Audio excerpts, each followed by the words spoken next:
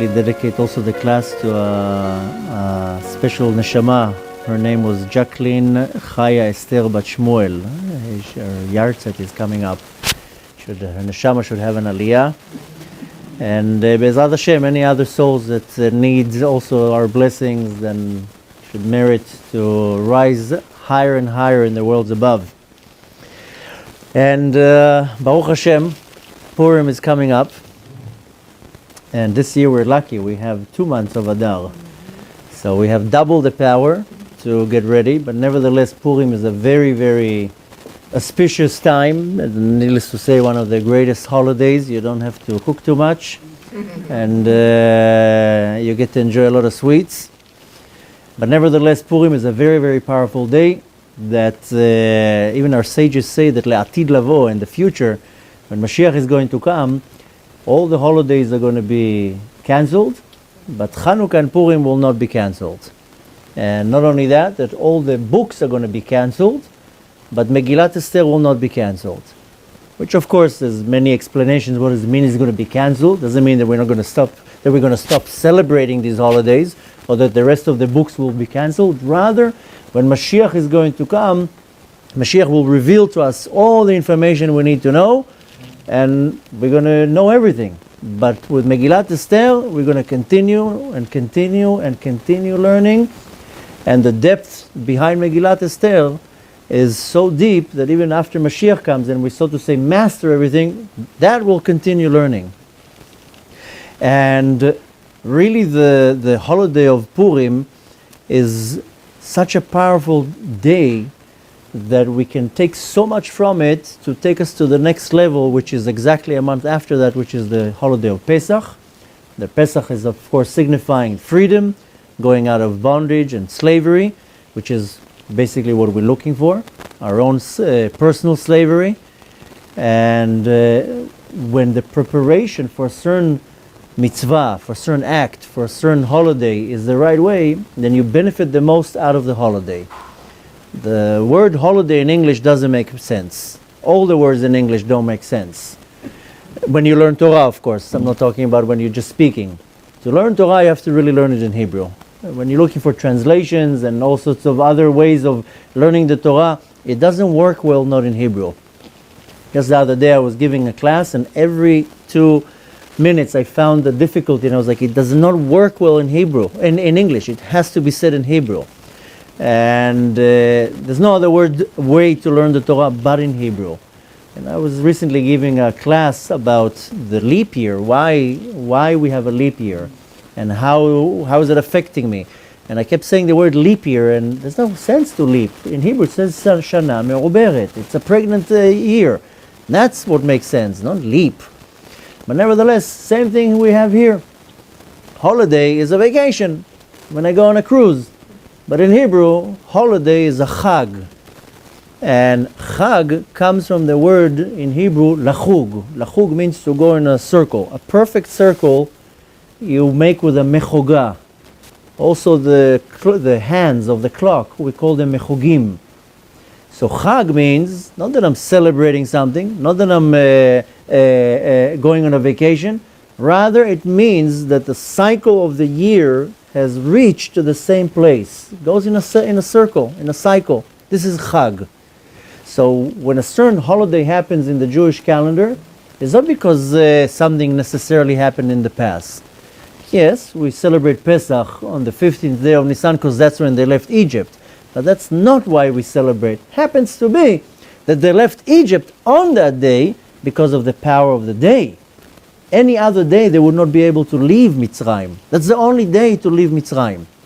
Same thing with Sukkot. We're not celebrating Sukkot because that's the time when they sat in Sukkot. This is the time when a certain energy came down to the world, and because of that energy, it allowed us to celebrate that holiday.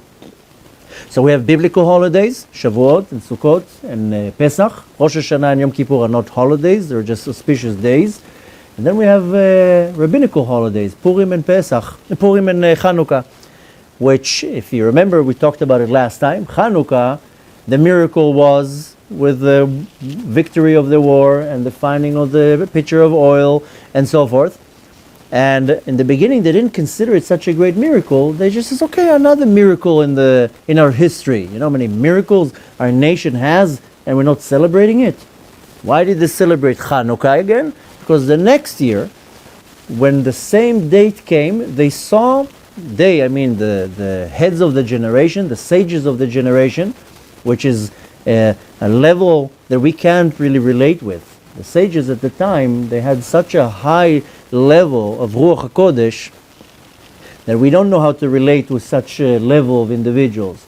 But they were able to see the same godly light that came the previous year returned again.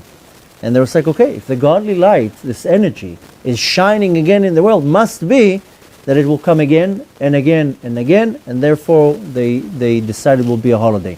Same thing with Purim. That in the beginning, okay, it was a great miracle, we were saved. You know the famous joke, they wanted to kill us, we were saved, now let's eat. So that's all of our holidays. So same thing with Purim, we were saved, but the next year, they saw that this godly light is returning, so it's like, okay, this is not stam a date. This is something that changes in the universe. A certain godly light comes to the world to visit again, and if I tune myself to this moment, then I'll be able to receive from this energy. With that said, it's just for us to understand what is the power of this day.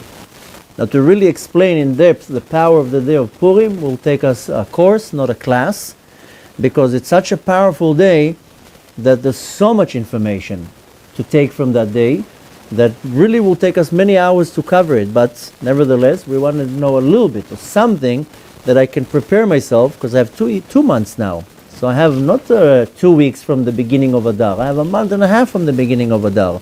So we still have about 6 weeks to Purim. Nevertheless, I want to know what can I take from that day.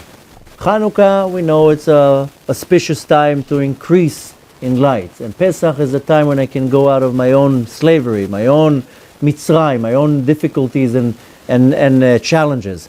But Purim has a few very strong characteristics, and it's all hidden in the Megillah. Not so many holidays, if any, they have a story behind it. Here we have not only a story, we have a whole Megillah behind it. And you know, that already became a slang. Somebody sends you a big letter, you go, they send me a Megillah. So we have the Megillah To Steal, which just the name of Megillah To Steal is telling us everything. Megillah comes not from the words a scroll, rather it comes from the word in Hebrew legalot, to reveal. And Esther is not the name of the actress, her name was Hadassah, it wasn't even Hester. By the way, just for the knowledge, Esther in Persian is moon. So Achashverosh called her moon, the same way that other people or kings, they call their wife in different names. Her name was Hadassah, it wasn't even Esther. Nevertheless, Achashverosh in Persian called her moon, and the moon in Persian is Esther. But Esther comes from the word in Hebrew that something is concealed and not revealed. So we have the Megillah, the revelation of something that is concealed. So the whole Megillah, yes, it's a story. It's a true story. There's no exaggeration in that story. There's no inventions in the story. Whatever it says in the Megillah, that's how it was. But nevertheless, just the title, Megillah To Steal, is the revelation, revealing whatever is concealed. And very interestingly, I'm sure you noticed that the name of Hashem is not mentioned in the Megillah, not even once.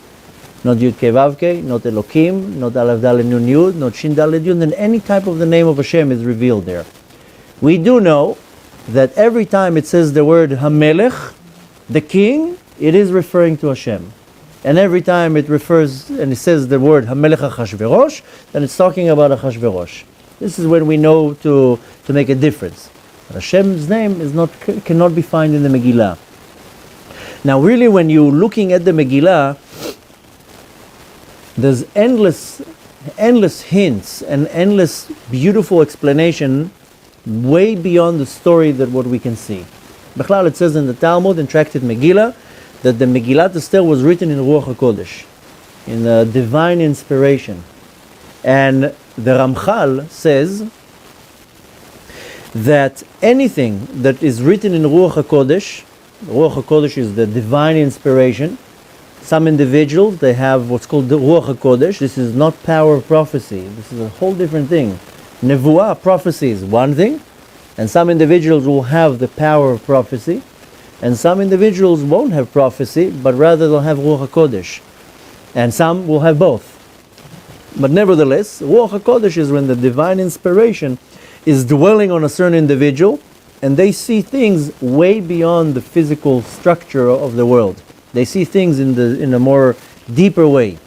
We know so many times of great tzaddikim that they were able to see through a person and to see everything about this individual. The Ramchal says, Rabbi Moshe Chaim Luzzatto, he says that anything that was written in Ruach HaKodesh, it means that it's not a human intellect. It's a godly intellect. It's a wisdom, a godly wisdom. So even though it's dressed in regular words, it doesn't mean that my physical brain will actually be able to go to the depth of what the words are saying. I can understand the surface and I can understand the story, but not necessarily will be able to go to the depth of what the godly wisdom behind it. There are unbelievable books with such great depth of really what's going on behind the Megillah. There's a very interesting individual who lives where I live in Tzfat. Bechlal, Tzfat is surrounded with a lot of interesting characters, we'll put it this way. It's not the average individual lives there. And as some of the local people say, the city attracts all the... We'll leave that to your imagination, but we definitely get a very interesting bunch around there. So, not too long ago, a very, very, very special man made Aliyah. You definitely need to be somehow acquainted with him because he's a very successful doctor, was here in the United States, and he got a very special revelation from Rabbi Nachman, and he wrote hundreds of poems on Likutei Moharam. Book this thick. He has a WhatsApp group. I'm not that I'm promoting him right now, but I will give you later the information. Very, very special individual, and he wrote in his Ruach HaKodesh poems about Likutei Moharan that are unbelievably amazing. And this is a simple individual, but nevertheless, he found his way to Tzfat. Very special individual. And again, I'm not now promoting him in any type of a way, but he made a funny observation, and he says everybody in Tzfat are cuckoo. So, but nevertheless, why am I saying all this? Because there is a very interesting man who's in the neighborhood. I don't even know where he gets it, but he always gets all these books that you can never find anywhere. And he has a little store. He comes to our shul, and he comes with all these old books. I don't even know where he gets them. It's always gems, and he sells them for 10 shekels a book. Doesn't matter which book it is. I have a whole library from his books. And they have inside stamps because they were belong to somebody and different dedications. But always when he comes, he goes through his books, and I find all these gems. Well, a certain book that I was looking for years, and it's not even in print, and I was able to find with him.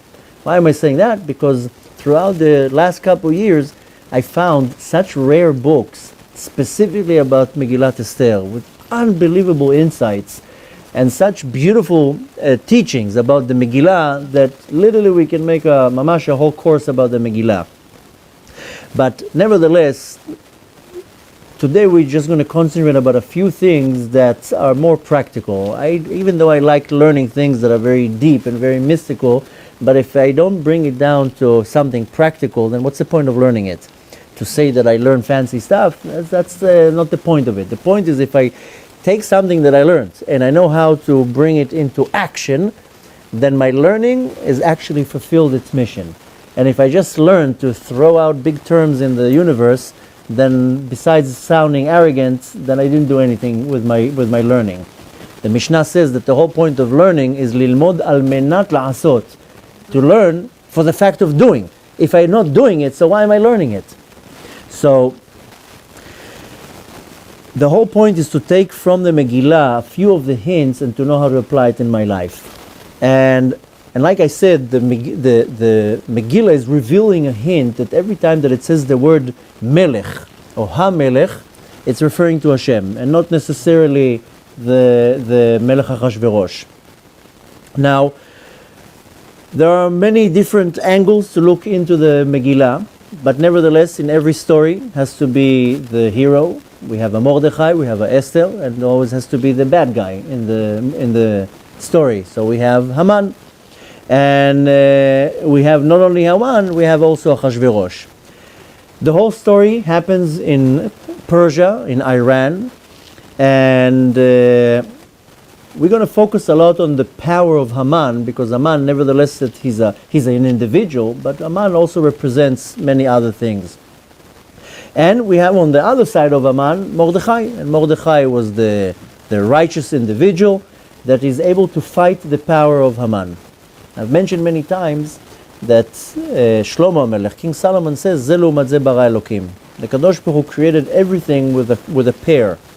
One side is good, one side is bad. Everything has keneged, what is called l'umat ze. Even in Kedusha, you have, for example, you have Moshe Rabbeinu, there's a l'umat ze of Moshe Rabbeinu, who was Bil'am. And our scripts say that Bil'am, if he would go to a positive side, Bil'am will be greater than Moshe Rabbeinu. But nevertheless, we always find the l'umat ze. L'umat ze is my mirror. I know people say that everybody has a twin in the world. This is not what I'm talking about. Rather, there's always going to be something that opposes anything that is coming from Kedusha will come from Tumah, from purity and impurity. Haman is a certain power that we're going to have to find out exactly what's the Haman, because each and every one of us has a Haman inside me. Bechlal, the teachings of Kabbalah explains that the whole story of the Megillah To Steal is my life. It's the whole story is in me. In me there's a Mordechai, in me there's a Esther, in me there's a Haman, in me there's a Achashverosh. I just have to figure out who's who and how I'm controlling everybody. But we'll get to that towards the end. How do I recognize these characters in the Megillah within me? But within me is the entire story. On the other hand, Haman is the power, the negative power, then Mordechai is the counteractive. Mordechai is the power against it.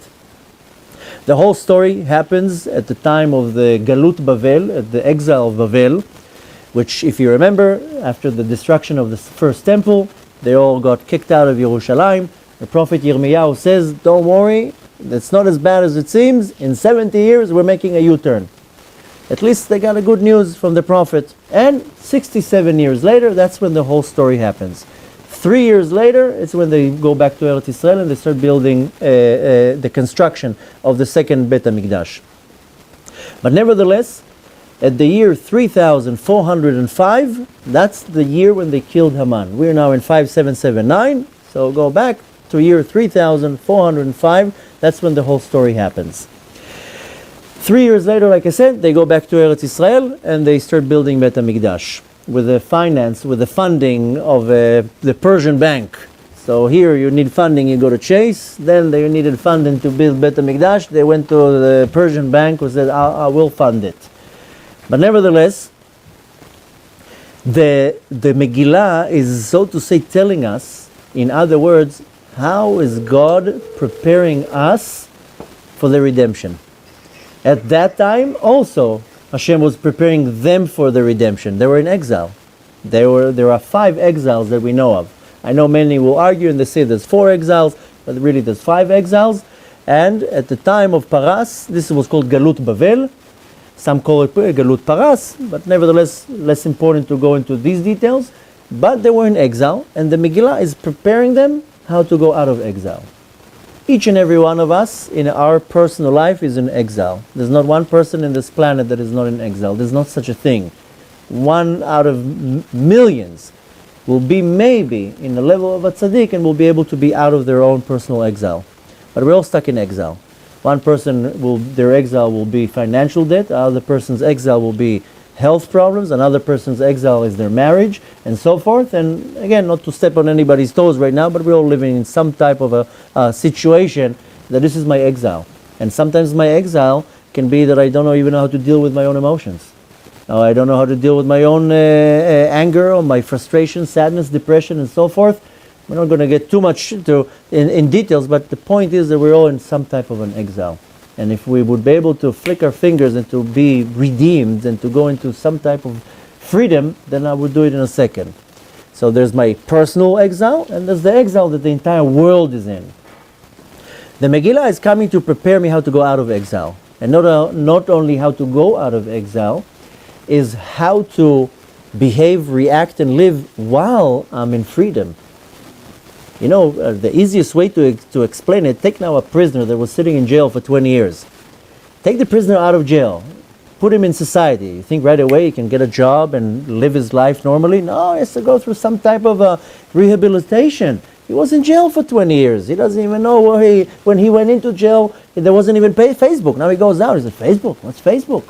So, nevertheless, same thing with us. We are in exile for so many years. You think that Mashiach comes today and we're all going to get out of exile? Right away we're just going to accept it as it is? Where we have already a mentality of a slave.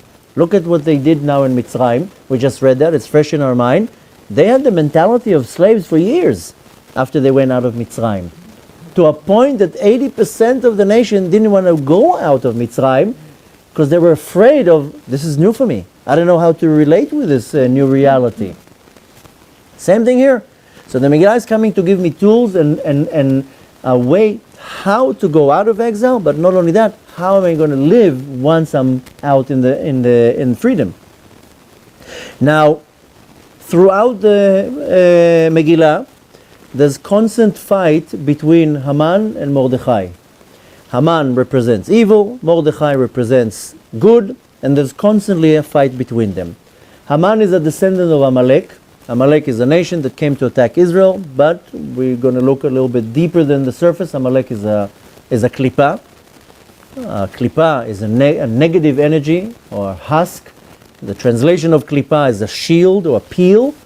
If you have a beautiful, luscious orange, you want to eat the orange, you have to remove the peel. The peel is disgusting, it's bitter, it's covering over the fruit. If you're looking at the negative side of the klipa, then it's bitter, it's not edible. If you look at the positive side of the klipa, it's protecting the fruit. So there's a reason why Hashem created a klipa in the world. A lot of people say, why did Hashem create this headache? Because there's a reason for that. Originally the klipa came to protect, not to destroy. But nevertheless, the darkness in the world right now is so deep that and strong that the klipa is going against us. So Amalek, ignore now the fact that he's a nation. Amalek is a klipa. And there are many different types of klipot that we deal with. Each klipa has a certain energy that operates against me in different ways and causes distractions in my life and challenges in my life. We just now read about the Jews going out of Mitzrayim. Who was the king of Mitzrayim? It was Paro. So we're imagining a king like in the Ten Commandments with Yul Brynner. This is not the Paro that we know of. I don't know why they chose Paro to be bold and this Paro, according to the Talmud, was this big. He was Amma, one Amma long. He was like a little creature, like a dwarf. And nevertheless, Paro, okay, he has a physical image, but Paro is representing a certain klipa, a certain energy that puts me into slavery. Paro, if you take the word Paro and you write it down, in Hebrew it's Pei Resh Ayin Hey. Like I said before, English never works well. In Hebrew, write it down in Hebrew, it's Pei Resh Ayin Hey, Paro.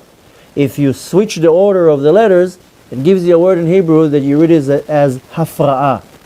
Hafra'ah is something that disturbs you, something that distracts you. Hafra'ah is a distraction. Try to notice how many times a day you're being distracted. From your WhatsApp, from your Gmail, from your phone, from the door ringing, from phone calls, from how many distractions you have a day. How many things are constantly taking your concentration. Most people can't even focus for more than 2 or 3 minutes. Most people are so not productive in anything that they do because constantly there's distractions. This is Paro in your life. So it makes you a slave to him because you are distracted to the WhatsApp. How many times a day you check your WhatsApp? 500 times. Every ding ding you check it. Like as if it's so important to see what so-and-so sent you a circle with a tongue out or a circle with an eye like that. I mean, that's how pathetic we became. That I'm being distracted by all sorts of emojis. Yeah? Yeah? Yeah? So Someone in our group said it's like hieroglyphics. Like in Egypt they use the pictures, and now Yeah? the picture. It's the same. 100%. These emojis, however you call them, this is a root. It's rooted in paro. It's a distraction. And this is a distraction out of many. An average individual checks their email, 500 times a day? Why do you need to check your emails 500 times a day? I mean, 40 years ago, how many times you checked the P.O. box? Once a day when the mailman came. You knew the mailman coming is too. I need to check the mailbox. I mean, if you're in love and you're waiting for the love letter from your long-lost boyfriend, then you check the mailbox every 2 minutes. But you know the mailman is coming too. Why do you check the mailbox so often? Same thing with your email. People tell me, I emailed you a few hours ago. You didn't check the email. Well, okay, we're in line. I check my emails at night. You don't check it every 2 minutes? No.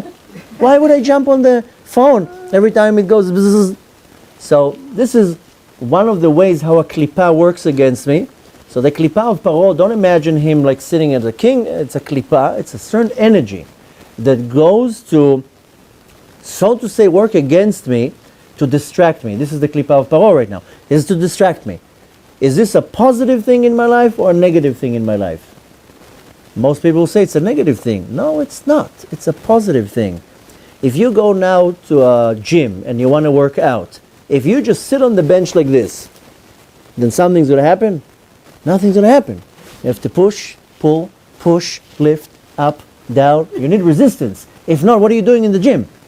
So you can go to the best gym in the world. If there's no force that is resisting or pushing, how are you going to work out? So this klippah was put in front of me that I will know to start resisting. Not to jump on the distraction. Let the distraction continue buzzing and don't jump on it. It's a certain exercise. Let's see how you can control yourself. You have a certain urge. There's now a lot of plates with goodies in front of me. The natural inclination is to go get a cookie right now. Whoa, let's keep your hand into your pocket right now. You don't have to reach your hand now to the cookie that's on the table. Let's see how much you can control yourself. So any type of klippah that is going to come to attack me in any type of a way, yes, it's a negative thing. But if you're looking at the root of it, it's not negative. It's coming to put me through some type of an exercise to see if I can control myself. If I can go over my limitation. If I can grow out of something that is negative and say, I'm not falling for this temptation right now. And that's really the essence of the idea of why Hashem put all these challenges in our life. Because if you just get everything for free, what's the point here? You get much more spiritual pleasure when you worked for something. The Zohar calls it Nehama Diksufa, bread of shame. The souls just got everything from the Kadosh Baruch Hu before this world. And Hashem says, I want you to earn what you're getting. And don't you have a much greater satisfaction that you worked hard and then you gained it? Person is overweight, they want to lose weight, they work hard for 90 days, they finally lose their weight, they have a lot of satisfaction. I did it. So Hashem says, I'm going to put all these powers against you. Now let's see how you grow. If you're spoiled and you right away go after the temptation, there's not going to be growth there. And we came here to grow. So essentially the klippah is not such a bad thing. When it's out of control, then it's already a bad thing. But nevertheless,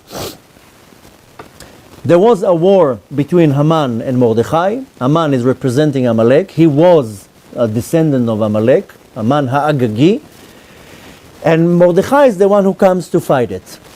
Nothing changed for 2,000 years, 2,500 years, nothing changed. Even today we have a war between Haman and there's a Mordechai and there's a fight between both.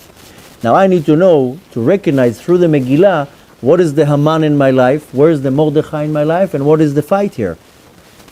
Now the whole Megillah starts with the word Vayihi b'yemei Achashverosh. At the time of the days of Achashverosh. Who Achashverosh?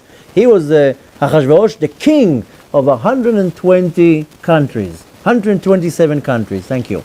And in the fourth verse of the Megillah, it says that Achashverosh wanted to show off. רצה להראות את כבוד מלכותו. He wanted to show off. Here I have a lot of money. I have a lot of control. And he made a feast. Huge feast. And you know how long that feast was? 180 days. Here, sometimes we make like a weekend with a party, 3 days. After 3 days, everybody's already exhausted. 180 days party.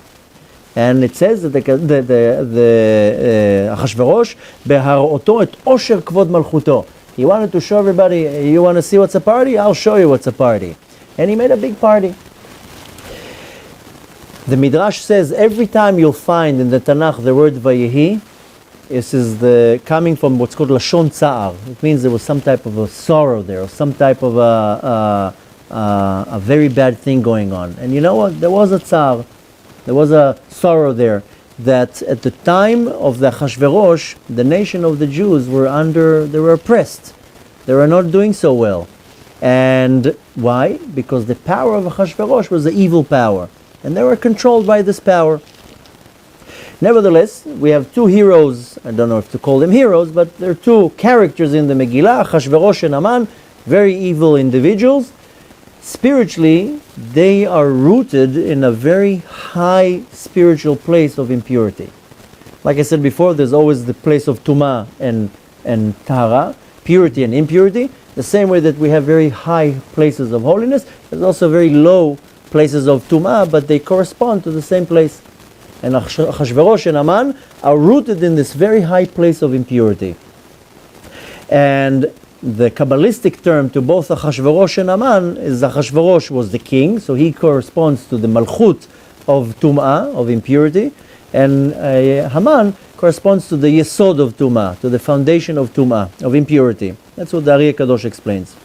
Now, it says that Achashverosh, what is really Achashverosh?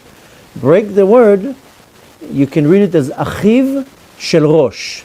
It's a very long name. I mean, I wouldn't suggest to call a child Achashverosh. It wouldn't be so popular in school. But nevertheless, Achashverosh is one long word, but if you break it up, again, Achiv Shel Rosh, the brother of the head. Who's the head? The teachings of Kabbalah explain to us that the head is Nebuchadnezzar. He's the ruler who came to destroy to destroy Bet HaMikdash. And Achashverosh was his brother. Not physical brother, rather brother in the spiritual level. Nebuchadnezzar was called Rosh, the head, meaning the head of Tumah, of impurity. And Achashverosh was Achiv Shel Rosh, he was the brother. Meaning that Achashverosh was rooted in a very high place of impurity, that needless to say, that came down into the world and affected the world in a very negative way. Now, Achashverosh wanted to show how great he is. It says, Ikar tiferet gdulato. He wanted to show how powerful he is, how rich he is, how great he is. And they decided to do this big feast. And what is he showing? He's showing a few things, and that's words coming out of the Megillah. Kavod, honor. Malchut, that he's the king, control. Osher, like power and richness and wealth. And most of it that he's controlling the world. I mean, we have a few of these now in our generation, that they want to show that I'm controlling the world. I will do whatever I want. We have a few world leaders that they want to show the entire world that I control it. The world will dance to my tune. But nevertheless, it says that when they made this huge feast, very interestingly, there's a few words in the Megillah that don't make much sense, but it says, La'asot mitot zahav v'kesef. They made beds out of gold and silver. This is hinting to us of a very severe sin of forbidden relations. The Torah has many different sins that are considered severe. One of them is forbidden relations. The only time that a man and woman are allowed to have relations is when they're married. Any type of other relations is called forbidden relations, and needless to say, considered one of the most severest sins in the eyes of Hashem. And the Torah goes in length to all the types of forbidden relations. This is called arayot. Unfortunately, in our generation, the majority of society are afflicted with this klipa of arayot, of the desire of being with somebody who's not spiritually, legally allowed to be with. This part in the Megillah is hinting about that. So we have a few things that the Megillah is already hinting to me. What was the nature of Achashverosh? Kavod, honor and respect. This is something that we have a very serious problem in our generation. People constantly want respect and honor. and if you don't get them, they don't get their honor and their respect, then they're going to start pushing the people. Then we have Malchut, is control. Malchut is the kingdom. Osher, the running after greed and power and money. And needless to say, the forbidden relations. Now, we are a creature that I mentioned so many times. We are a creature that's constantly looking for pleasures. And that's how we were created. And each and every one of us, it's not that one person doesn't have that. Everybody has this desire to be pleasured. One person, their pleasure is food. Another person, their pleasure is going to a museum. Another person, their pleasure is to have beautiful clothes on. These are normal pleasures. Some pleasures are not permitted. But nevertheless, we're constantly running after pleasures. And if I don't have some type of happiness going on in the depth of my soul, then I would look for instant gratifications. That's why I said some people, their pleasure is food. Life is a little bit bitter, so there'll be something in their mouth all the time. And chas v'shalom, don't think I'm trying to insult anybody. I'm just saying how these pleasures come to me. Some person, their pleasure will be to watch videos all day long. Another person will be another thing. But constantly we're looking for pleasure. And one way or another, sometimes the pleasures are permitted, food is permitted, but when you eat 17 cookies, then that's already beyond what your body needs. Eat one with a cup of coffee. You don't have to have 17 cookies or a whole chocolate bar. Eat a little piece of it. But nevertheless, some of the pleasures are permitted, but the problem is a lot of people go after pleasures that are not permitted. And nevertheless, we're constantly running after these pleasures. And I need to know where are these pleasures coming from. And then I have to choose if the pleasure is coming from something holy or if the pleasure is coming from something unholy. Some people, believe it or not, they get pleasure from sitting in a shiur Torah like this. Hypes them up. They learn Torah. Sometimes I see people in a class. You always see this direction. I once need to sit and put a camera to this direction. And that would be very entertaining to see the fingers in the ears and the nose and the ones on the phone and the ones that are like, nodding every 2 minutes but nodding the wrong direction. And so I always have a kick of looking to this direction, especially when I do certain things. Then I see the reactions on the faces. If you remember, a few months ago we had a class here that we learned about the hands, the lines in the hands and the lines in the forehead, and every time I was giving, everybody was like, so it's funny to see this direction. When I always share my personal story, then I explain how there's a famous quote in the Midrash that when the baby's in the mother's womb, it's sitting in the stomach, and an angel is teaching the baby Torah, and when the baby comes out, the angel hits the baby on his mouth and makes him forget the entire Torah, and that's why we have this little mark here on the lip.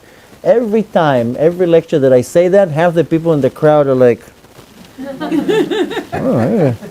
So, it's just very funny to see this direction, especially the ones that are like, so, but, why am I saying that? Sometimes I see people in a lecture like that.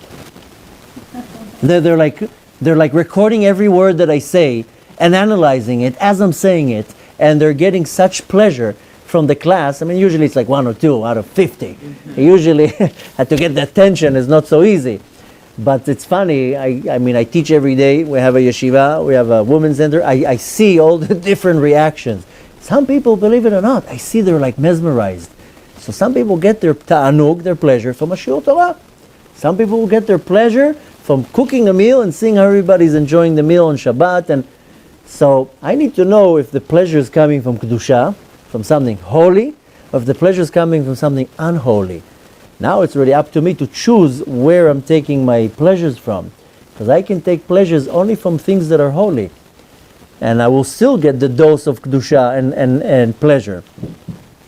The problem starts is there is a negative force operating against me. And it's called klipa. The klipa gets power when I'm enjoying, when I'm getting pleasure from the junk that it's feeding me. So if I get pleasure from a shiur Torah, good. If I get pleasure from the falseness of what the klipa is giving me, then I'm giving the klipa power. I'm feeding it. So I have to be very careful from where I'm taking my pleasure. Because if I take my pleasure from something that is wrong or negative or impure, then I'm feeding it. Now what happens? I'm right away back to get the next one. So on a very small level, I take one cookie. It's good to enjoy a cookie. There's nothing wrong with a cookie. But if you're already reaching out to the second one, you're going back. You're going back to the same pleasure. Now the third cookie will come very fast, and the fourth, and until you get the slap on your hand, until somebody tells you hello, relax. But nevertheless, the klipa is getting power when I'm taking pleasure from his supply.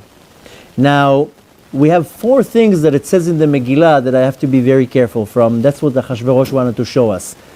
The first one was mammon, power, money, kavod, honor and respect, ge'ava, pride, and arayot. And arayot is forbidden relations. These are the 4 things that the Yetzer Hara is constantly trying to pull me down into.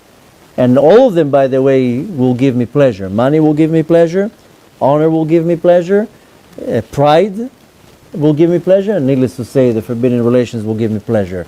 I have to be very careful that I'm not falling into that trap of the Yetzer Hara. If I fall that's where the Yetzer Hara gets me. Now, Haman came to Achashverosh and he says, listen, I want to get to this nation. I want to destroy them. So he goes to Achashverosh and he tells him, let's make a feast. And in the feast, that's how we're going to control them. So Achashverosh says, okay, great idea. I'm going to force them all to come to the meal. So Haman says, listen, whoa. Don't just force them so fast. Haman was a very smart individual. He had a lot of power in kishuf, in sorcery, and he knew a lot of Torah, and he saw things in the world above. He was able to see when things are good for us, when things are not good for us, and he knew that if we are going to be forced to come to the meal, he learned a little bit of Torah. And the Torah says a person who's forced, anus, rachman apatre, the Kadosh Baruch Hu exempts him. If you're forced to do something, you can't be held accountable, held responsible. It's called anus. If you are anus, then listen, I was forced. So Haman says, no, you can't force them to come to the meal. Because then when we make them sin in the meal, their God is not going to go against them. They're not going to go hold them against them. You have to make them want to come to the feast. So Achashverosh says, good thinking, Haman. How are we going to do that? Nevertheless, they tricked him and advertised it in such a way that everybody willingly came to the meal. Now, and it says there, you don't have to. I'm only inviting you for 6 months on Kosherica for free. You don't have to come. I mean, you're just going to miss all the amazing activities, but it's not an obligation. You don't have to come. So they said to everybody, you can come, but you don't have to. Nevertheless, there was nothing wrong in this meal, by the way. The food was 100% kosher. It was OU or Badatz, whatever you go by, that's what it was. There was kashrut there. The wine was kosher. Everything was kosher. There was nothing, the dress code was modesty. But nevertheless, they enjoyed from the meal that was forbidden. And there's a big question in the Talmud. The students of Rabbi Shimon Bar Yochai, they asked him, why did this meal was the one who brought all the gzera against? Because this is also important to know. The meal that we're talking about was in the 3rd year when Achashverosh was king. Only 9 years later came the story of Purim. 9 years between the meal and the Megillah. Jumps 9 years to the time when there was the gzera. Which means that 9 years Hashem waited patiently to see what we're going to do. So, during the meal, obviously was a big sin there, and the students of Rabbi Shimon Bar Yochai, in the Talmud, they question, what did they do that it brought this gzera, this decree against them of annihilation? Did they sin? Rabbi Shimon Bar Yochai answers, no, because they enjoyed from the meal of Achashverosh. They just enjoyed it. The food was kosher, the entertainment was kosher, everything was kosher. They had a mechitza. But nevertheless, they enjoyed the meal. That was their problem. You know, we weren't supposed to enjoy it. Now, when I'm getting pleasure from the Yetzer Hara, when he's putting me in a corner, then I'm feeding the Yetzer Hara, then the Yetzer Hara will control me. You know how you push away the Yetzer Hara from you? Don't enjoy what it gives you. Even if you're forced, even if you don't have an option, at least don't enjoy it. There's a famous story that about 150 years ago, maybe more, in Russia, it was a very hard time for the Jews, and the Tsar there, he used to take the kids, the Jewish kids, into the army. They had to be in the army for 25 years. And they used to take kids when they were 11, 12 into the army. Needless to say, they weren't allowed to do anything Jewish, no Shabbat observant, no kosher, no tefillin. And it was a very hard time now at that generation. Well, there was a great tzaddik at the time, known as the Tzemach Tzedek. His first name is Menachem Mendel. He's the grandson of the Baal HaTanya. And he used to go to all these bases, and if it was Chanukah, bring them candles to light. Pesach would give them matzah to eat. And nevertheless, he wanted to keep this the flame of Judaism. One time they presented a question, and they told him, listen, they're feeding us pork. Now we can't eat pork, but that's what they're feeding us. They don't give us anything else but that. Should we die on Kiddush Hashem and say we're not touching it, just not to eat not kosher food, or what should we do? So he answered, listen, there's no obligation in the Torah to die on kosher food. Idol worship, yarek ve'al yavor. Get yourself killed, just don't do that. But for kosher food, you're so to say forced, eat the pork. But don't lick your fingers. Don't enjoy it. You have to eat it to survive. But don't, it's so good and yummy. Don't enjoy it. So when I'm enjoying what the Yetzer Hara is catering me, that's when I'm making him control me. So even if I have to do something, or I fall already to the situation that I'm forced, I already made the sin, don't derive so much pleasure from it. A lot of people say, if I'm already sinning, let me enjoy the whole thing. I'm already in the pot. Let me at least enjoy it. Tomorrow I'll do tshuva. No, don't enjoy it, because then the Yetzer Hara has control over you. Anytime you're going to enjoy what the Yetzer Hara is feeding you, then that's how he's controlling you. Just remember that. Nevertheless, that's the problem when I fall completely into the klippah. Is most people, by the way, are trapped in the klippah. They don't even know how to get out of it. And I'm not talking about people who are completely secular, they don't even know what the Torah is. I'm talking about people who are observant. And they pray 3 times a day, and they eat kosher, and they observe Shabbat. They can still fall into the klippah and get stuck there. And to get out of the klippah, this is not an easy thing. And the majority of us are stuck in it. Some of us are stuck just the legs, some of us the whole body in. But nevertheless, I have to be very careful from what I'm receiving my hana'ah, from my pleasure. And the person can be either completely not observing the Torah, and he will fall into this klippah, the power of the klippah, but on the other hand can be a person who is observing the Torah and doing all the Torah says, but nevertheless, he still falls into all sorts of pleasures. And it can be simple things like food, and it can be simple things like a beautiful vacation or a beautiful fancy car, or then it can be also forbidden pleasures. And don't think for one second that if a person has a yarmulke and a beard that he doesn't fall into this to this territory of forbidden relations, of forbidden pleasures. Nevertheless, this is what Shlomo HaMelech says, Sheker achen vehevel hayofi. The lie of beauty and grace, that it looks all good, but it traps you into a place of nothingness, and then you're trapped there. And then you are controlled by it. Now, it says something very, very interesting, that in that feast, they had like a spatula of gold. You know, when you're drinking a punch, then you're taking like the spatula and you're pouring in the cup, the spatula? A ladle. So it says, lehashkot bekli zahav.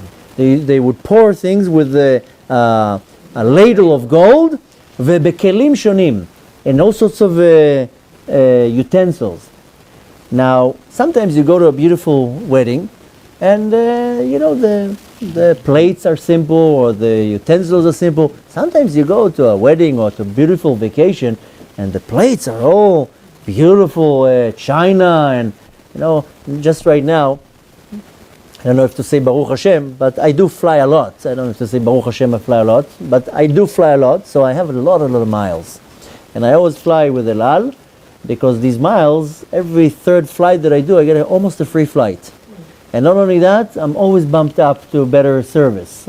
I always I have a very high status with El Al from all the miles, so I always can take 2 suitcases. I can take 35 kilos, not 23 kilos, and my wife is very happy with me coming with 35 kilos on each hand, with a lot of presents.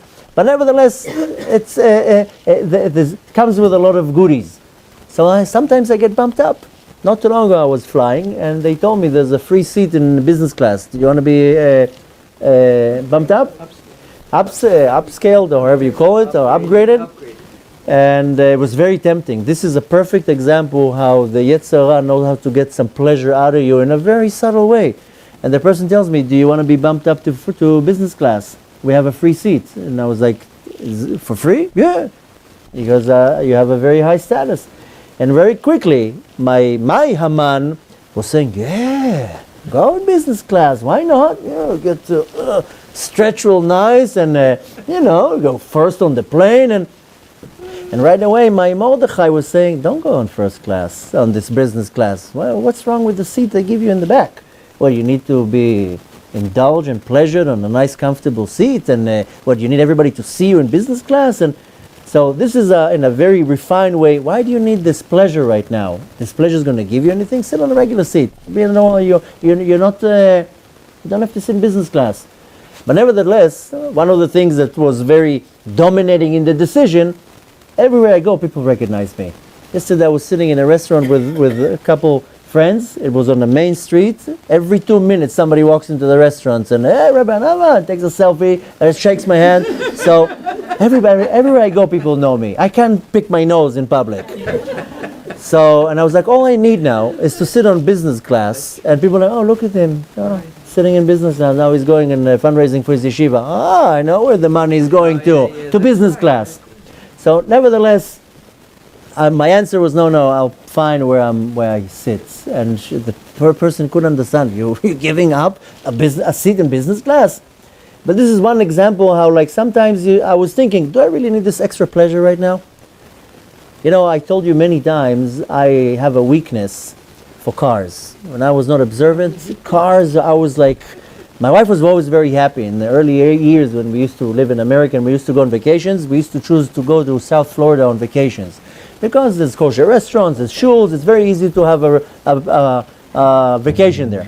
The only problem with South Florida is that there's a lot of fancy cars there. And every 2 blocks I would see a Lamborghini, started drilling over the car. My wife was always very happy. She was like, other men, they look at women. You look at cars. So I have a very soft spot for cars. If you want to get me on if somebody wants to convince me with something, take me on a ride in a nice car.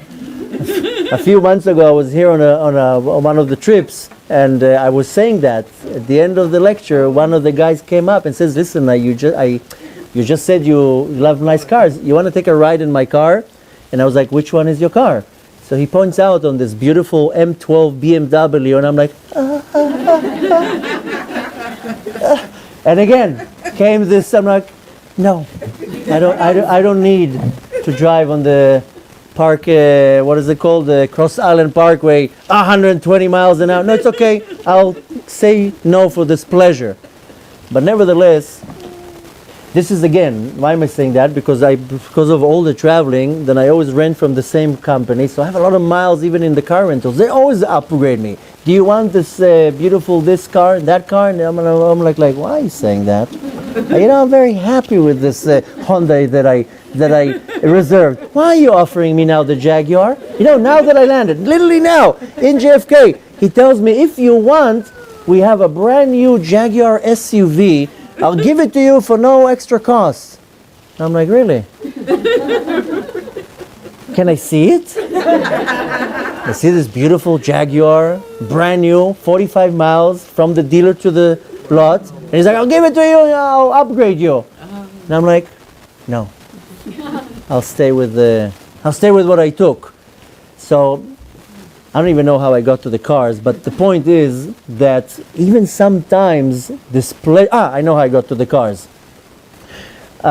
When you're sitting when you're flying, I don't know how it is in other airlines, but in El Al at least, when you sit flying coach, they give you everything is plastic. If you fly premium or business, they actually give you silver cutlery. Instead of plastic utensils. Not too long ago, I was with my daughter. We were bumped up to premium, and then for my daughter, she was like, please, please, please, let's go there. You know, they have these these screens this big, and I'm like, okay, fine. So suddenly they give me the food, and I'm like, hey, it's metal. It's not like the plastic that breaks the second you're trying to, the food first of all comes it can go through nuclear disasters. The food, how it's covered.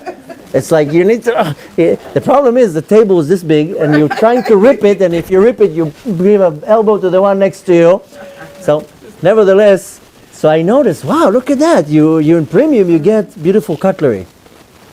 Why am I saying that? Because in the feast that Achashverosh did, it says that the ladles were from gold, the kelim shonim, and all sorts of different utensils. What is this kelim? Achashverosh wanted, of course, to take over control, so we have to now fast forward 2,500 years. Also in our generation, these kelim, kli is a tool. The Yetzer Hara has many, many, many tools.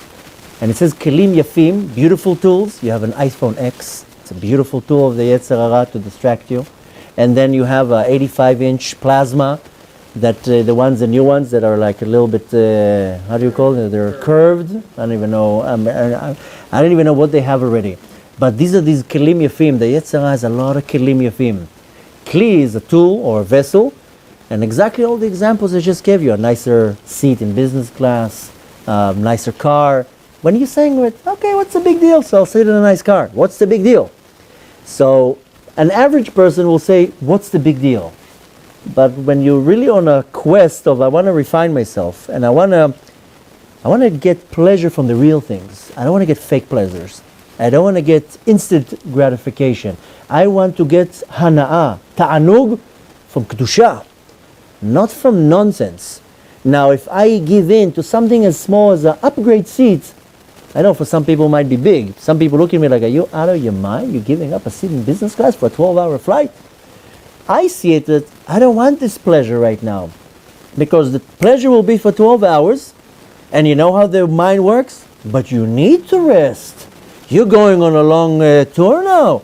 You have 3 lectures every day, and it's stressful, and you need to sleep nice and comfortable. The Yetzer Hara knows how to really manipulate you. But the point I'm trying to work, because not every person is at the same level, is that the second that you feed off certain pleasures in this world that the Yetzer Hara is catering to you, just know that he grabs you. And he grabs you, and once he has the control over you, then you're going to have a problem. Because then he's going to start giving you these pleasures that are already bad and that are forbidden. Now I'm under the control of the klipa. So a smart person will say, now we'll call that person a holier person. Holy, again, the words in English never make sense. Holy in English, in Hebrew, is kadosh. Kadosh means separated. I want to be separated. I want to be in the realm of kedusha, of holiness. I don't want to be in the realm of impurity. And I know it sounds a little bit fanatic and a little bit crazy, but I choose, and that's how I see it. I segregate myself from these little pleasures. You know why? Because once the Yetzer Hara has me in, he has the foot through the door, that's it, he's in the system already. So today it's an upgrade for a nice Jaguar when I rent it. Tomorrow it's going to be already some type of pleasure that has the taste of something that is not good. So I got to be very careful how Achashverosh is catering me. Now, I'll tell you what's the problem. A lot of people tell me, listen, you are really fanatic. If I'm going to get bumped to business class, I'm going to jump on it in a second. You are out of your mind. And I'll take that beautiful Jaguar SUV as the car, especially that it's free. So a lot of people say, listen, you're a little bit fanatic. So the problem is, if I fall to the pleasure honor and the respect and the control of the klipa. This is all these words that we read in the parasha. The osher, the richness, the power, the money, the kavod. Oh, you know what it is? It's very below respect. The business class, they let you go in first, and they let you go out first. It's kavod. I see the people walking out of business class like, okay, so you have a lot of miles and you got a business class ticket. Big deal. But you see them walking off like, excuse me, sir, I was here first. Okay, this is the kavod. A lot of people, they get a lot of kick out of this honor and respect. Nevertheless, if I already fell into it, this is not what causes the damage. Or the term, the teachings of Kabbalah uses is kilkul, when I break something. The nefilah, the falling into the trap of the klipa, doesn't cause the kilkul. So a lot of people say, oh, I already fell into it, now I'm doomed. No, it didn't cause a problem. What causes the kilkul, the damage, that I agree that this is the reality. That I agree that this is the emet. This is not the emet. The true pleasure is not a nice leather seat, on a reclining seat, or whatever, or a beautiful restaurant. There's nothing wrong with that. But that's not the emet. The real emet, the truth, is only the Kadosh Baruch Hu, only the Torah, only the mitzvot. That's the emet. If I start realizing the opposite, and I'm thinking, no, that's the truth, then I'm already in a problem. And this is exactly what Achashverosh and Haman wanted to do. They wanted to distort the truth of the vision, how the Jews saw the reality. And the point to take from that, one of the many, is that I constantly will fall to the trap of the klipa. Don't think for 1 second that you are immune to the klipa. He will come to you in many different ways, 20 times an hour. And in ways that you will never even think that this is a trap of the klipa. I already have my senses very, very sharp. And when this guy in the counter told me I can bump you up to this Jaguar SUV for free, right away, ding, ding, ding, ding, ding, ding, the lights are going off, because in my normal me, yes, is it coming with a GPS too? Like, so, and he tried to sweeten it. He told me it has like the seats are warming up, and who cares what I need my tuchas to be warm? So, and the Yetzer Hara, of course, is like, listen, it's very cold. I looked in the forecast. It's going to be 28 degrees. You need your tuchas to be warm.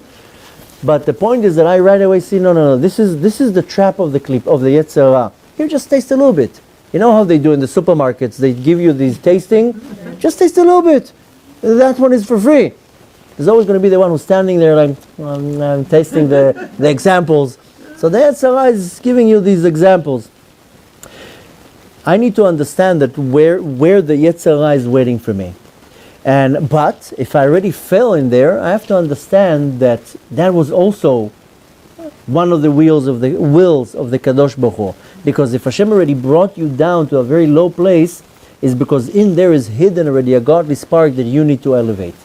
And if I already fell into a place of impurity, or a place of filth, or a sin, Hashem says, down there is trapped a godly spark, and you need to take it out. That's where you can light up something so dark. So the Yetzer Hara, once I'm already down, will start telling me, you are a loser, you are no good for nothing, you are a failure, look at you, a pathetic excuse, look at yourself. Then I start falling into sadness and depression and all sorts of feelings of being literally not successful.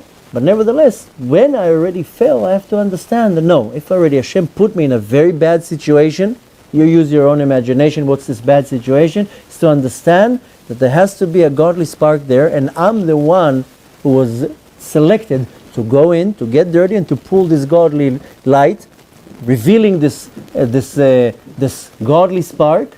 And this is what's called Yitron ha'or min ha'choshech, the advantage of the light that comes from darkness. The explanation to that, if you go now in mid-daylight and the sun is out and you come out with a candle, you think the light of the candle is making any difference? You don't even see the light of the candle.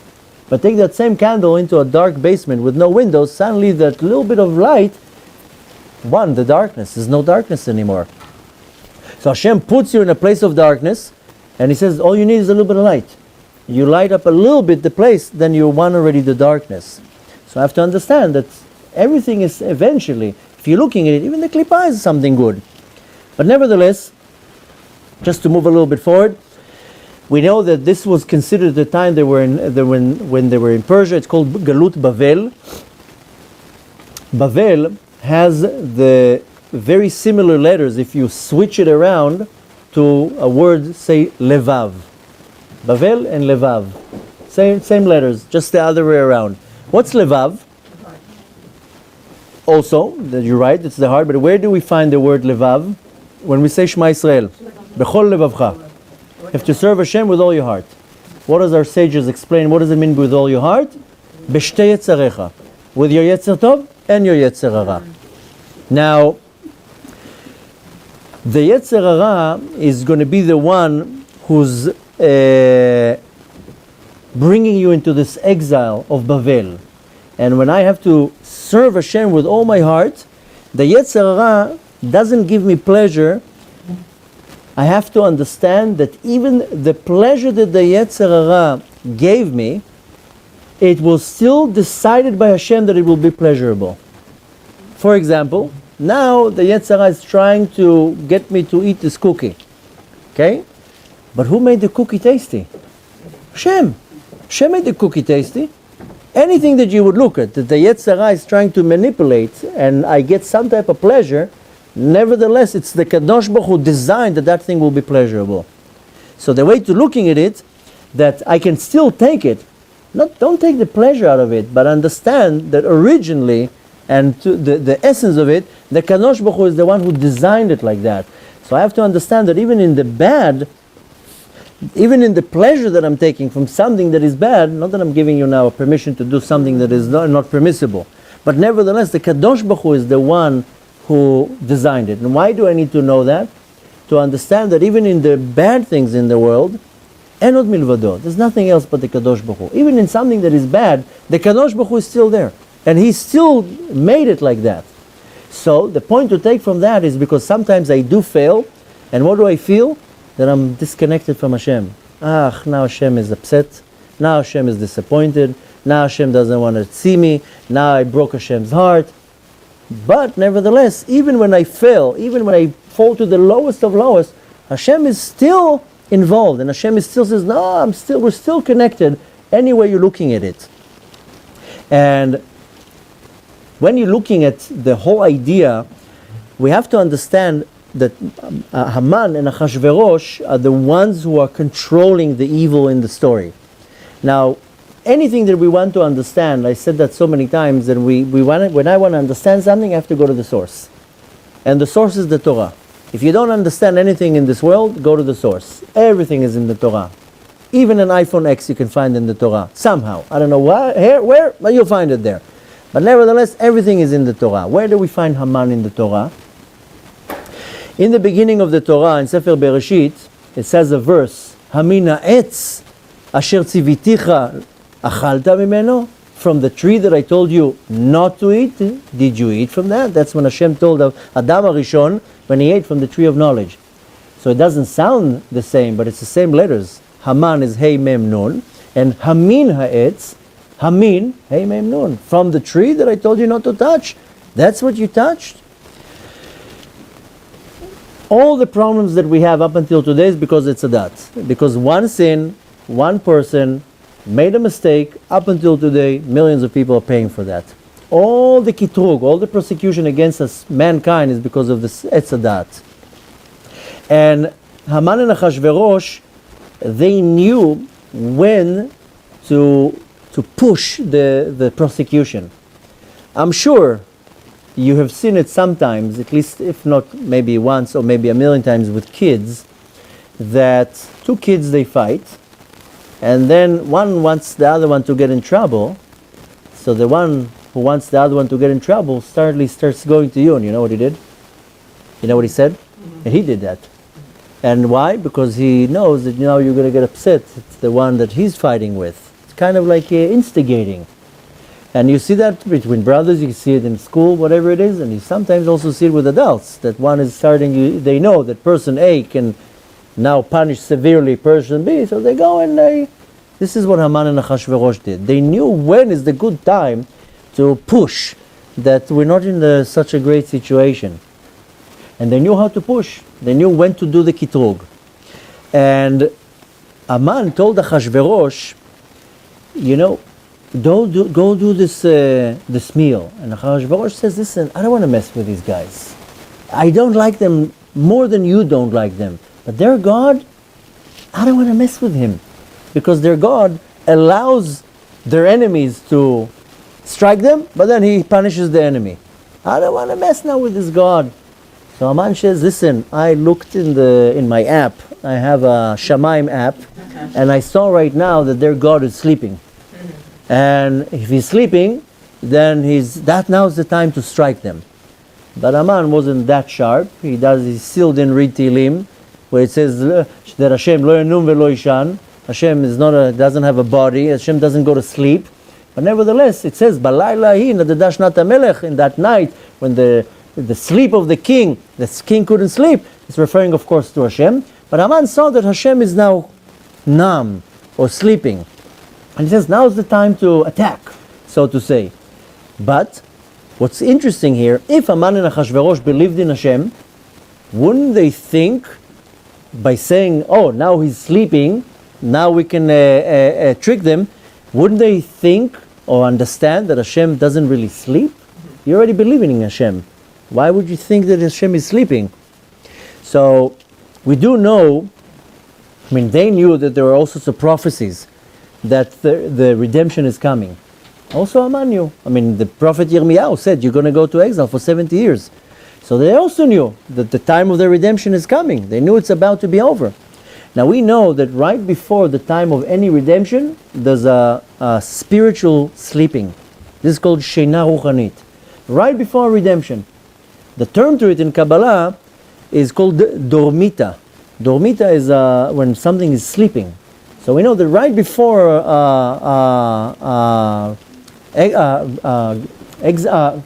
right before redemption, there will be a state of sleeping, of numbness.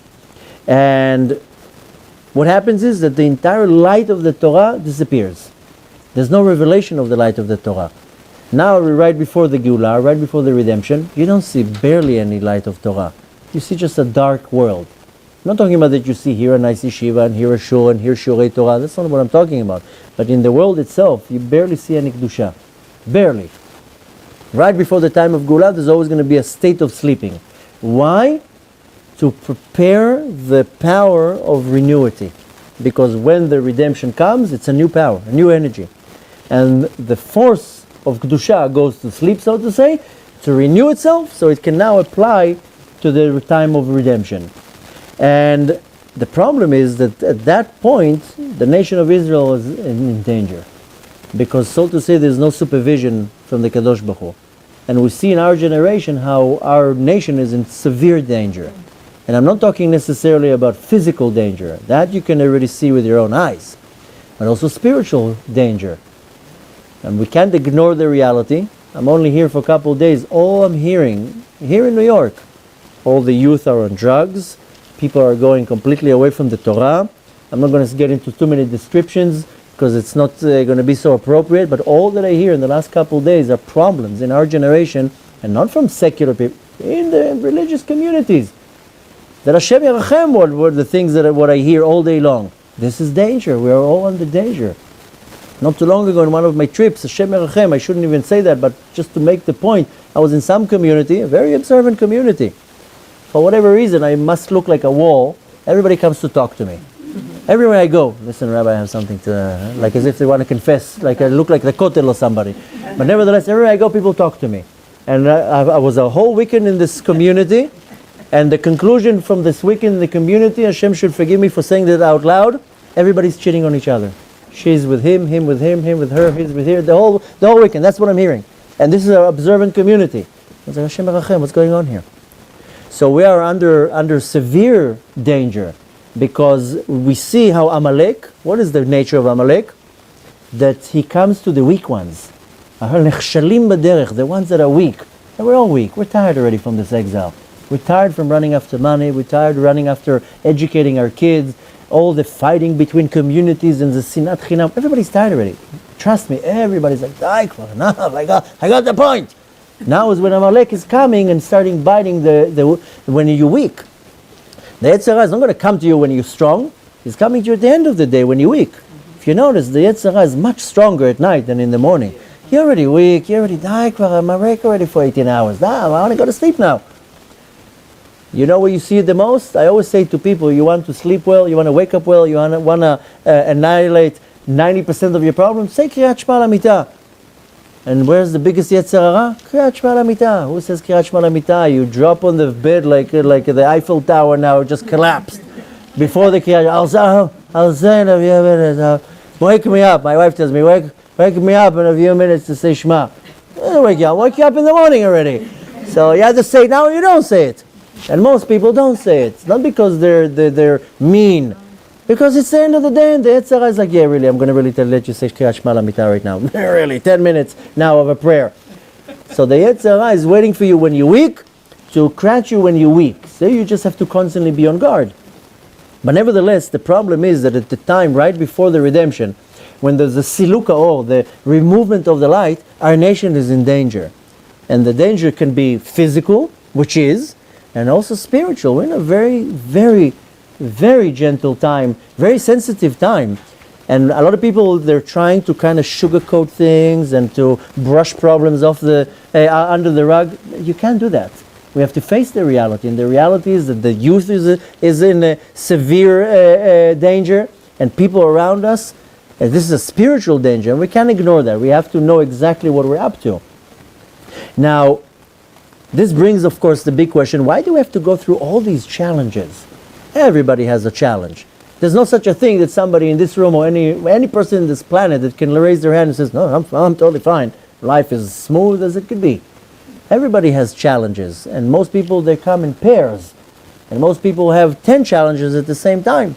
And you use your own imagination. One is financial, one is health, one is marital problems, and some it's all together. But why do we have to go through so many challenges? The reason why we have to go through so many challenges is not because you're mean, and not because you're bad, and not because what people sometimes say is Hashem is punishing me.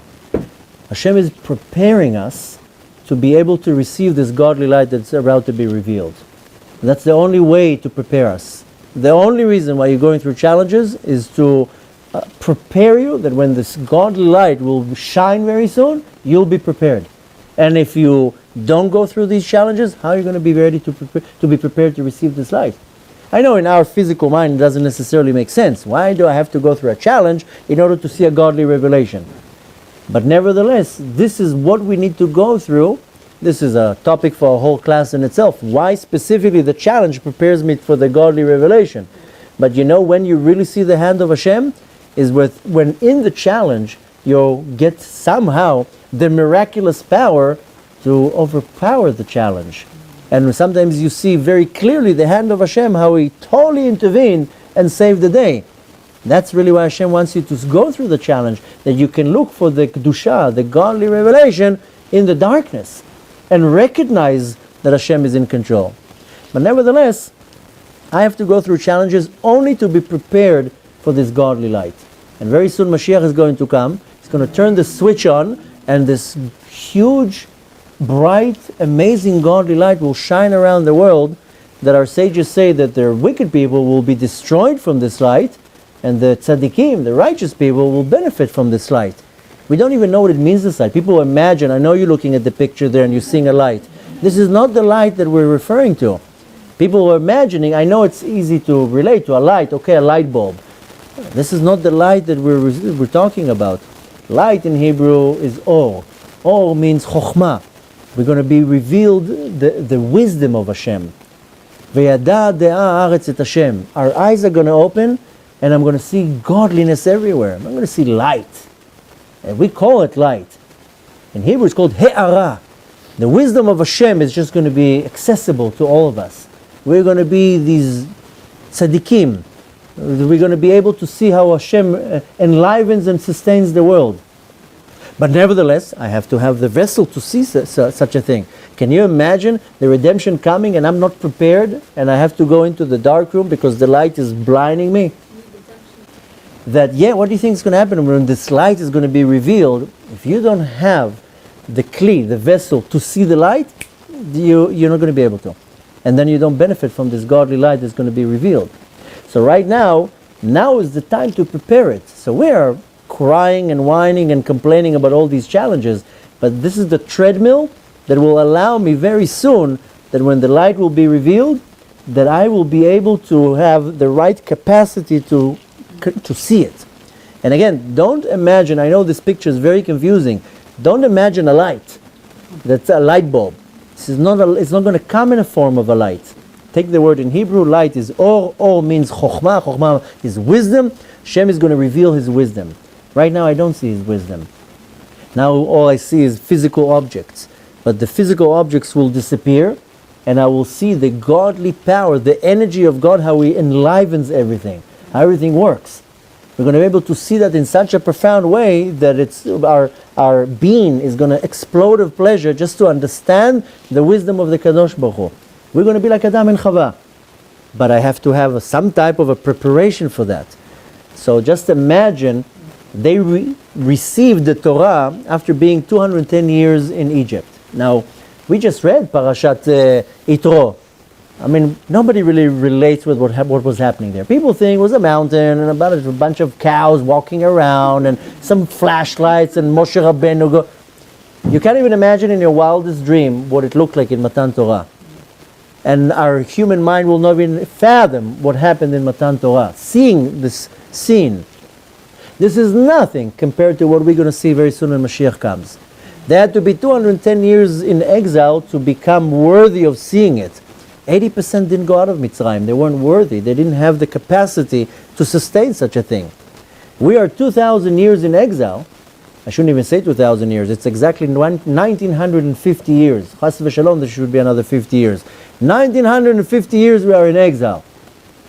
Just imagine what a kli, what a capacity we're building to see this revelation very soon when Mashiach is going to come. And unfortunately, doesn't mean that everybody will survive and sustain it. So we got to understand that a lot of the hardship that we're going through now, yes, it's hard right now, but it's building the capacity or the vessel to be able to sustain this godly revelation. Now, quickly, just so we can continue a little bit, when we're looking at the entire thing that happened, the entire decree, the Gzerah of Haman was decided on the 13th day of the month of Nisan. That's when it was decided. On the 14th day of the month of Nisan, Yudalet Nisan, that's when they came out. They had like these little igrot, these little posters. You know, you walk sometimes in the supermarket, there's a poster, this rabbi is coming to town, everybody's, ooh, the rabbi is coming to town. So they had these posters everywhere, and that was distributed, all these flowers and the posters, that was on the 14th day of Nisan. The next day, Mordechai goes to Esther and he tells her, listen, you got to pull some strings here. So on the 15th day of Nisan, Esther calls Achashverosh and Haman to the meal, and on that day they decide to kill Haman. Now, in the beginning, Esther didn't want to do it. Mordechai forced her to do it. He told her, you have to do it. But nevertheless, on the 15th day of Nisan, some people, by the way, on 15th day of Nisan, on Pesach, they celebrate the Yahrzeit of Haman. It's actually a very auspicious day, besides the fact that it's Pesach. Some people actually celebrate the Yahrzeit of Haman. On that day is the power, I'm just telling you already a month and a half in advance, 2 months in advance, on that day, a lot of us suffering from fears. The Yetzer Hara is a master to make people afraid. One person is afraid how they're going to come up with the next payment of the mortgage. Another person is afraid how they're going to find their other half. Or you use your imagination. But the Yetzer Hara is a master of putting us under stress. And the stress is translated into fear. Fear and anxieties and so forth. On Tetvav Ben Nisan, this is the day when they killed Haman. This is the day when one can actually meditate on the fact that the power of Haman, what puts fear into my life, can be completely uprooted. And that's the day when they killed Haman. So just remember that. Now, another point to take from the Megillah, it says towards the end of the Megillah, something very interesting, that the drinks in the feast was all kosher.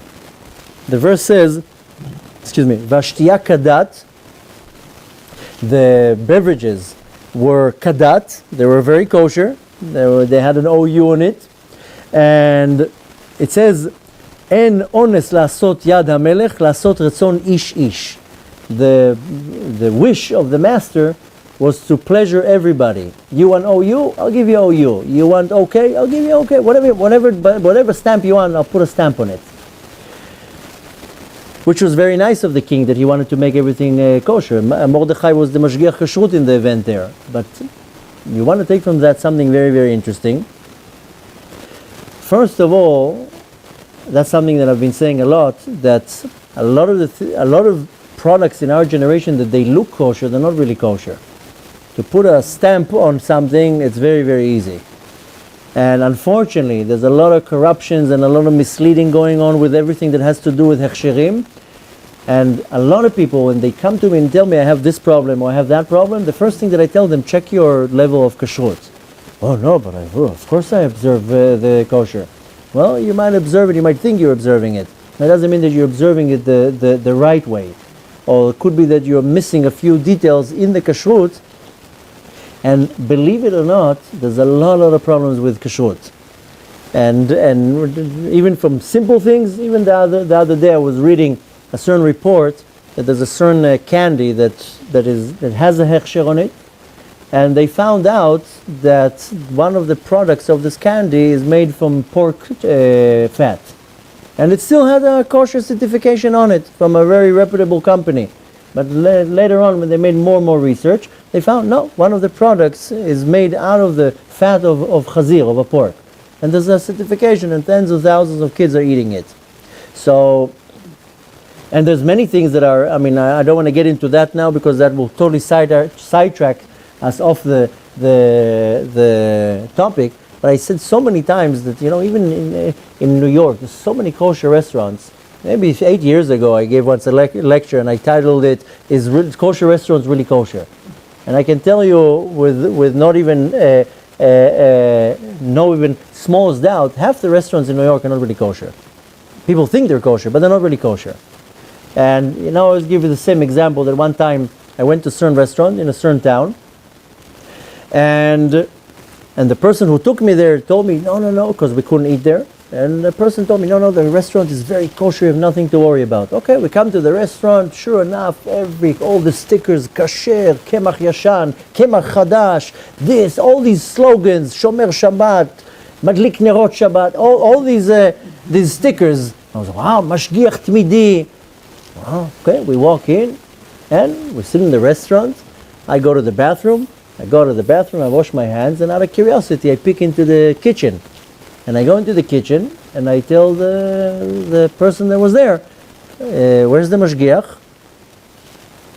He tells me, what? I told him the mashgiach. He's like, what's mashgiach? I told him, is there a rabbi here who coming and look what's going on? No. He said, there's no mashgiach here. He's like, no. So I told him, so who's in the kitchen? He says, me, and points out the rest of the guys. All of them are not Jewish. And I tell him, so who turns on the oven when you come here? He says to me proudly, me. I said, what do you mean you turn on the oven? There's no Jew here that comes and turns on the oven? No. This is, so what makes your restaurant kosher? So he pulls a bottle off the shelf and he shows me a OU. He says, but the product is kosher, but the restaurant is not kosher.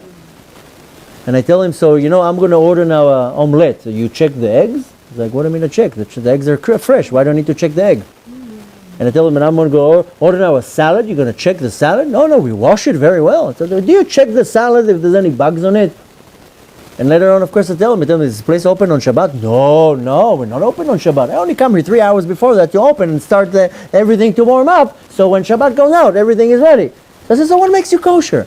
The fact that you bought a sticker for $25 and you put on the window that it says kosher, and people are eating there like there's no tomorrow. Now what happens is, innocent bypass walks through and looks inside, sees people with yarmulkes and beards, and well, they're eating there, I'll eat there too. And everybody thinks the place is kosher. Once a year, I called, on the certification was the name of the rabbi, I called him. Once a year, the rabbi comes, probably collects a nice check, and the place is kosher. So we have to be very, very particular with our kosher diet. That's one of the biggest problems of our generation, that the products, when they're not kosher, or however it's done, it's affecting our soul in a very, very profound way. And interestingly, in the Megillah, it's talking about how Achashverosh was like, listen, I'm going to make it look very, very kosher. And in our generation, other places make things look very kosher. Just yesterday, I was sitting with the person where I'm staying, and he was asking me some questions in halakha. And he told me that there was a group of people that they got some deal with some company that goes on cruises. Now, it's not Kosherica. Yeah. So I was shocked. So it's a company that they offer packages for cruises, and they say it's kosher. Now what happens is it's not a kosher cruise, but they buy you kosher food, packages, and there's a separation, whatever, but you don't pay an exorbitant amount what you would pay a kosher cruise, you pay a quarter. So he started asking me halakha questions. Are they allowed to take the packaged food and put it in their oven and warm it? Are they allowed to do this? Are they allowed to do that? 90% of the questions, no, you're not allowed to do that. Who says it's kosher? The fact that the food was prepared kosher, now you're putting it in an unkosher oven, or you're doing this action or that action. So he's telling me, so you want to tell me that a group of people, they're all observant, they're all on a cruise, and they're all eating food that is not kosher? And I tell him, I'm sorry to tell you, yes. And people are, either they're embarrassed, or they're lazy, or they don't want to really investigate, is this really kosher? Maybe, how do you know? Maybe it's not. People are very just naive. They just walk, they see a stamp on it. That's it. Allah, no, it's kosher. They caught not too long ago in Israel trucks coming in from Gaza, and the security forces, they stopped the trucks. They want to see it. There's bombs, terrorism. You know what they found on the trucks? Kosher meat. Kosher meat. What is there? Slaughterhouses in Gaza? That the kosher meat is coming from Gaza? So all you do is they make a fake certification.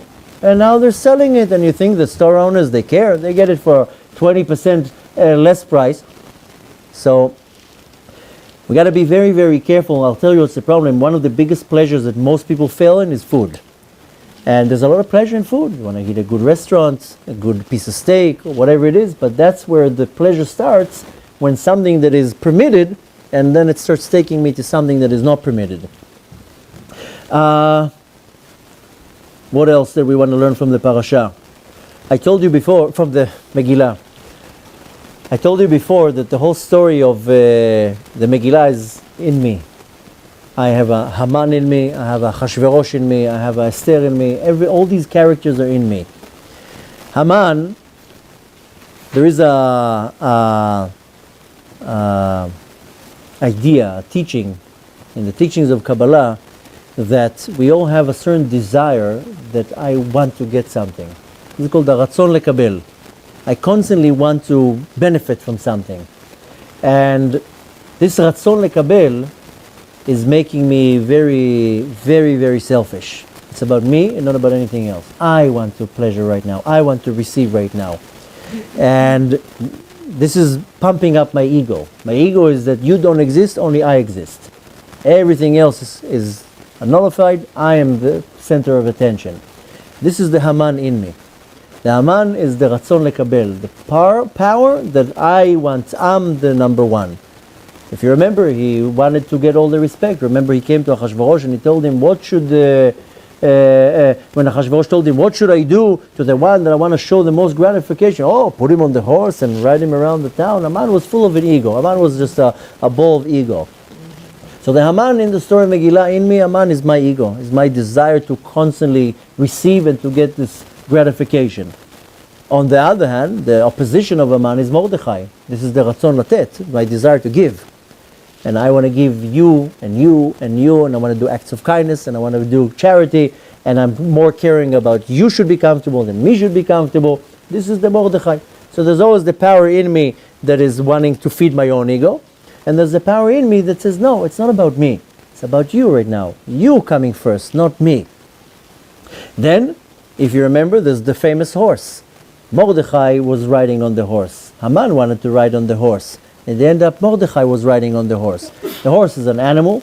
The word in Hebrew for this type of animal is called behemah. This is corresponding to my the behemah, the animal in me, the nefesh behemit in me, that wants to have the most control. But nevertheless, I need to always know how to put my animal under control, that I'm riding on the animal. You know, it says about Mashiach when he's going to come, either he's going to come on clouds of glory, or poor and riding on a donkey. Not too long ago I gave a lecture and somebody says, now I know why Mashiach is not coming. He's very unhappy with the vehicle they assigned to him. Why didn't they give him from the rental company, the Jaguar? Maybe he would come faster. Why Jaguar? But nevertheless, why does it say that he's going to be rochev al chamor? Chamor is maybe a donkey, but chamor comes from the word in Hebrew chomer, materialism. And we are sunk in this klipa of materialism. Very few people here have nothing to do with materialism. They live simple and they don't like materialism. But we're all sunk in this klipa of materialism. Mashiach is going to have to come and ride on it to completely break the materialism. That's what it means, that he's riding on the chomer. Nevertheless, I have a behemah, an animal in me.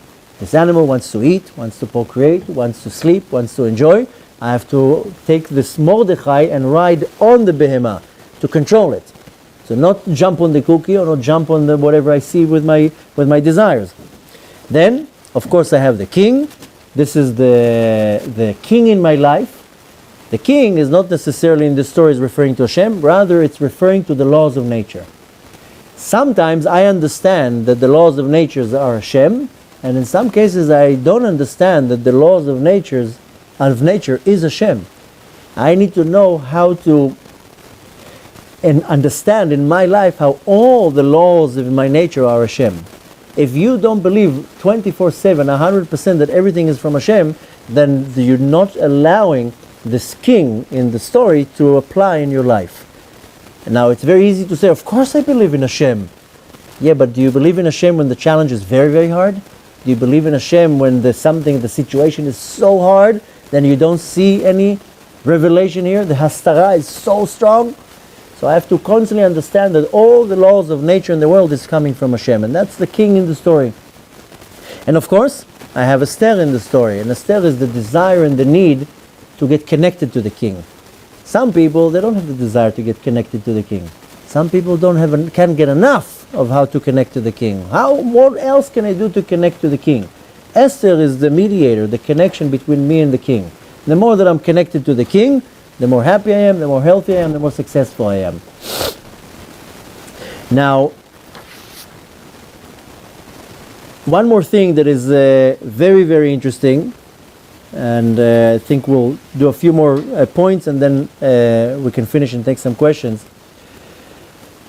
There's at the end of the Megillah a very interesting verse. And it says, Ha'el, the God, Harav et rivenu, fights our battles, Dan et dinenu, he judges our din. And there's a beautiful explanation that there's a certain klipa, that the name of the klipa is called Riv. Reish Yud Bet. Riv is a disagreement, or argument, or fight. But this klipa that is called Riv, we know of many different klipot. This klipa, besides how it sounds, Riv, an argument, but it has the power of shichecha, of forgetting. And how many times you sat in a class and everything made sense? 2 hours later, what was he talking about? In the beginning when I became observant, then I would go to a class, then I would come home, my wife would tell me, no, how was the class? It's amazing. What did you learn? Torah. No, but what did he teach? The parasha. But tell me something. It's so deep, I don't know if you're going to get it. I'll tell it to you on the Shabbat table. And I'm like, oh my God, I don't even remember one word. Oh, there's something wrong with me. Sitting and I'm listening to every word and then nothing stays? Like a cement wall? So, and how many times something happens to you, you learn from it. The next time it happens again, you're like, I failed last time. What, I'm failing again? I didn't learn from the mistake last time? So this klipa is called riv, and the power of this klipa is shichecha, is forgetness, that I forget things. I'm not talking about that you forget the keys. I'm talking about that you're forgetting things that you learned. Now, what do we have to uproot this klipa? Is the power of zachor. Zachor et asher asa lecha Amalek b'Mitzrayim. How are we remembering? By uprooting Amalek. So whatever I remember that Amalek did to me, when I'm doing, this is a mitzvah to say, that remembering, then I'm uprooting now the klipa of this shechecha of riv. Now, very interestingly, it says in the Torah, in the Megillah, a certain word, and it repeats it 5 times. The word that it repeats is kedat. Kaf Daled Taf. Kaf Daled Taf is one of the holy names. And kedat, you can translate it as the religion.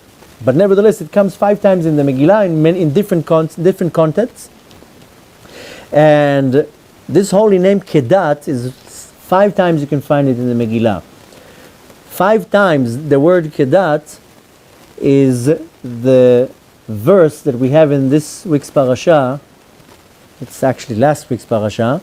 V'asu li migdash v'shachandi betocham. And we're going to get to this in a second. I just want to say the idea, then we'll go more further in it. 10 times the word kedat, 10 times, 10 times the word riv, this name of the klipa, is which is the same letters of meriva, of riv, then you have as follows. 10 times is the same gematria also, v'asitim al-migdash v'shachanti betocham, and twice the word kedat is the numerical value of the word riv, resh yud bet, which is the name of the klipa. And so we have 2 things that this klipa does that we can learn from. First of all is riv. Riv is a fight or an argument or disagreement. And this is something that we see everywhere, that this klipa constantly wants to come between 2 people to do a disagreement and an argument and a fight. So it can happen between 2 people, it can happen between 2 congregations, between 2 communities. Constantly we are subject to this attack of an argument. If you see in any type of situation that it's bringing you into an argument or disagreement, this way the red lights have to start flashing, that you have to stay away from. Any time that any situation brings you any type of argument, that's where you have to take a step back. And we find it like 20 times a day. How many times your husband comes home tired after work and he says the wrong word, and you know that if you're going to say another word, that's it, the battle starts. That's where you have to be smart in saying, I'm not going to answer now, right now. Because if I answer, even though I'm right, then what's going to be the result? I'm going to be an argument. It's going to be a fight. We have to remember that in our life, it's not always about being right. It's about being smart. And you need to know sometimes when to zip your mouth, because your extra word will just throw another piece of wood into the fire, and then it all goes kaboom. So I have to take from that this klipa, this energy, is constantly going to try to put me in a place that I'm going to fall into some type of an argument. Bechlal, if you want to look at our own exile, that I believe that one of the biggest problems that we have, that we're still in exile, is the fact that everybody hates each other. Torah, Baruch Hashem, we have a lot. Everywhere you look, you'll find Torah. There are yeshivot all over the world. There are millions of hours of Torah online. Everywhere you look, there's shiurei Torah.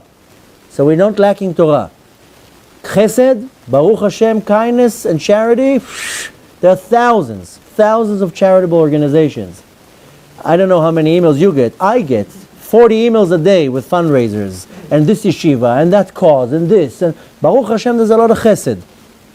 We have a lot of things going on for us in our generation that are amazing. But unfortunately, on the flip side, on the negative side, the hate between everybody, whoa, Shem Yerachem. What hate people have towards each other. Because he's Sephardi and he's Ashkenazi, and he's this group and he's that group, and he said this and he said that. You know, this story happened at the time when they were out of Yerushalayim for 70 years. The first Bet HaMikdash was destroyed from 3 sins: idol worship, forbidden relations, and bloodshed. Since the sin was revealed, the length of the exile was revealed. As they're going out of Yerushalayim, the prophet tells them 70 years you're going to be out, and then you're making a U-turn. The next temple was destroyed from 1 sin: Sinat Chinam, hating another person for no reason. Since the sin is not revealed, then the length of the exile is not revealed. And up until now, 1950 years, we're still in exile from Sinat Chinam. Now a lot of people say, what do you mean the sin is not revealed? Well, idol worship, you see if I'm worshipping an idol. Bloodshed and forbidden relations, it's obvious, you see it. But Sinat Chinam, I can smile at you all day long. How are you? And in my heart, I'm like, I can't stand you. So this Sinat Chinam is this epidemic that we have in our generation that is stopping the redemption from happening. Is the fact that I don't like you. Because you dress different, you talk different, you have a different Rebbe, you believe something different, whatever it is. I have to understand that this Sinat Chinam is one of the biggest problems, what is causing this riv, this meriva, this argument. And I need to know how to not let it happen, to bypass it, not to feed into this desire of an argument. And it can be in my own home. Sometimes, like I told you, it's all it takes is one word that you answer your husband, and or your child. Sometimes you just need to know when to be quiet. And you're quiet, the storm passes, then you can come and talk about it or start the argument. But you want to find yourself in many cases that, forget about that you're right. You know, in most cases you are the right one. But it's not about being right, it's about being smart.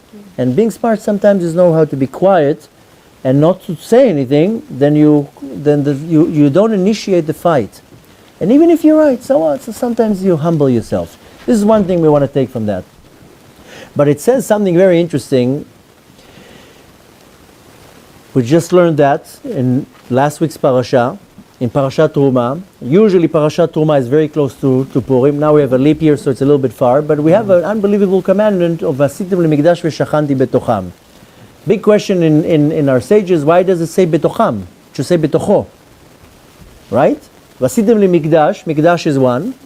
Betocham is plural, is many. It should say v'shachanti betocho. So our sages answer, of course, betocham, betoch kol echad mimchem. Each and every one of us, this is the Mikdash. This is the dwelling place for Hashem. You are the Mishkan. Which is a beautiful answer, of course, that I have to make my body a Mishkan, a dwelling place for Hashem. And my body has to be holy, my mind has to be holy, my house has to be holy, everything around me has to be holy. This is the Mikdash. That's how Hashem dwells in my life. There's another way of looking at it, that if you're taking the word betocham, and you cut the word, this is brought down by the Ari HaKadosh, and he says, read it betoch mem. If you read the word betocham, bet, taf, chaf, vav, mem sofit, cut the word and just read it betoch, inside the mem, in the mem. Now what is the mem? This is not a regular mem, this is a square mem, what is called the mem sofit. What is this betoch mem? The structure of the mem sofit is a square, 4 walls. Very soon, now we're talking about the Megillah, very soon is Purim. There are 4 mitzvot that we have to fulfill in Purim. And all these mitzvot, they start with the letter Mem. I call it the 4 Mems. The first mitzvah is Mikra Megillah. You have to read the Megillah. Starts with the Mem. The next one is Matanot Le'Evyonim, right? Presents and charity for the poor people. Starts with the Mem.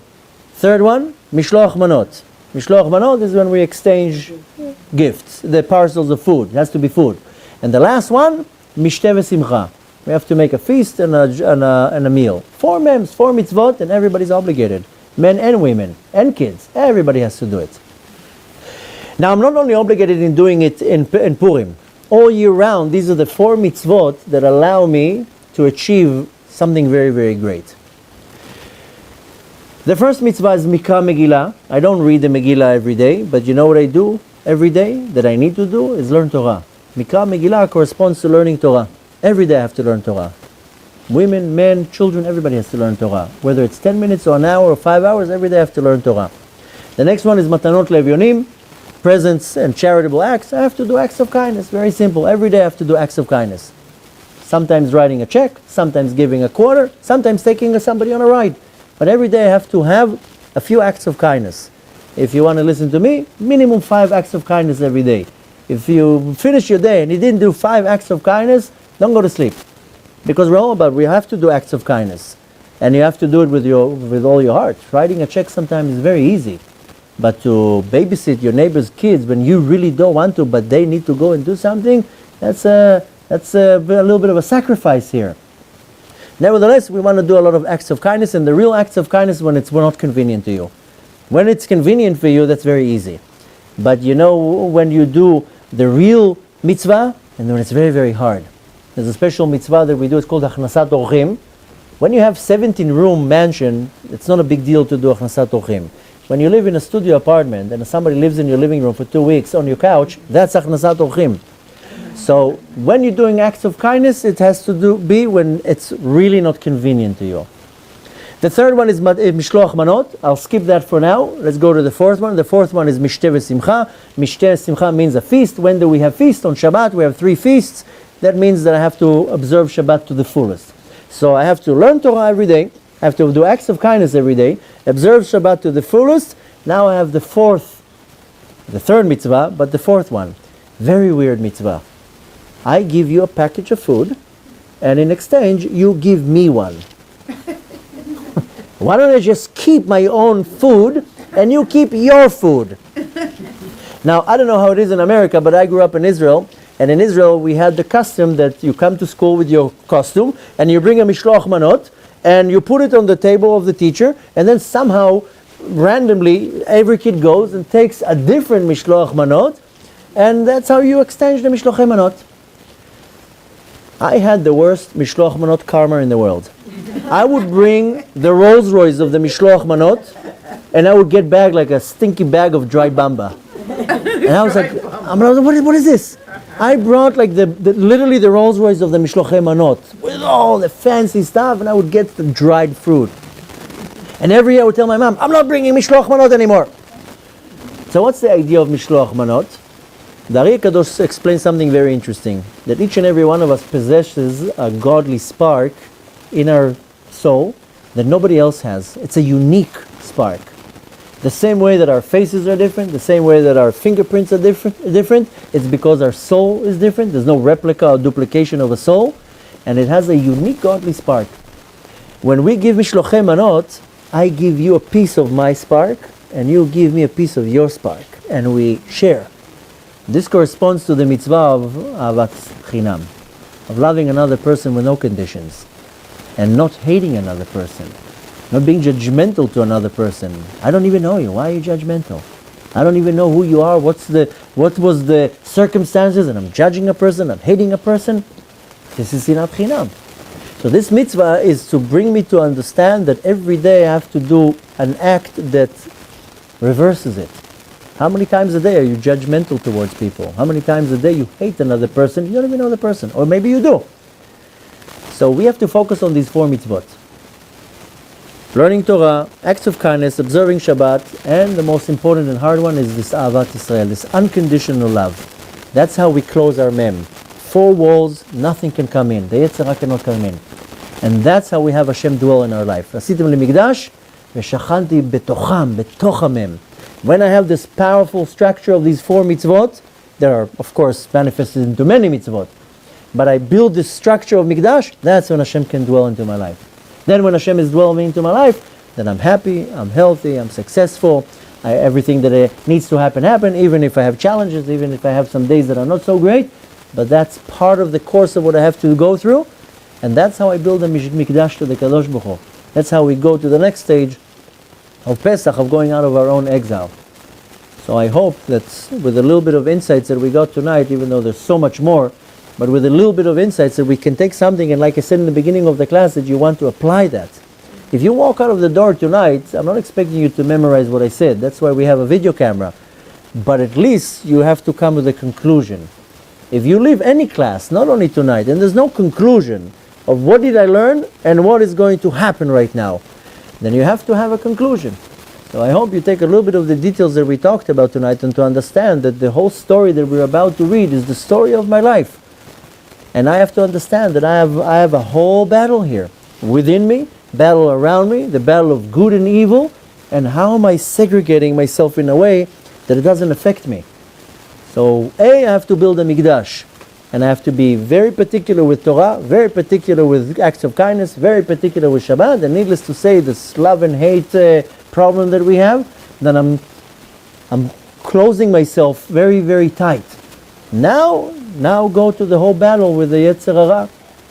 Then we gave enough information to put me into some type of a program, and how am I making sure that I'm not falling prey to the Yetzer Hara, to make sure that all this trouble that I have to go through is just to prepare me for a much better thing. And to understand that very soon, then we will see this godly revelation. Right now there's a concealment of the light, there's a hastara. But very soon this is over. Very soon I'll be able to see, now I understand why I had to go through all these problems. So B'ezrat Hashem, we'll be able to march into Purim, and as it says in the end of the Megillah, v'leYehudim hayta ora v'simcha v'sason v'ikar, and the Jews had a lot of joy and happiness and wealth and health and success and everything that they wanted.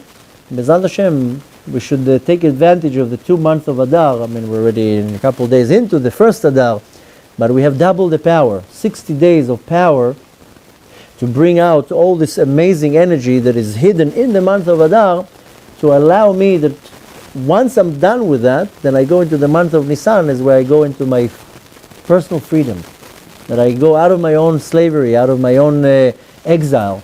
And needless to say, we all want to be out of our not only of our own exile, but out of the general exile. And B'ezrat Hashem, we should merit to see the coming of Mashiach with our own eyes. It should happen with mercy. As we say 3 times a day, v'techezena einenu b'shuvcha leTzion berachamim, that we should see the coming of Hashem to Yerushalayim with mercy. B'ezrat Hashem, we should be able to, the same way that after Purim they made a U-turn and went back to Eretz Yisrael, that you should all make a U-turn and come back to Eretz Yisrael even before me, before I'm going back home.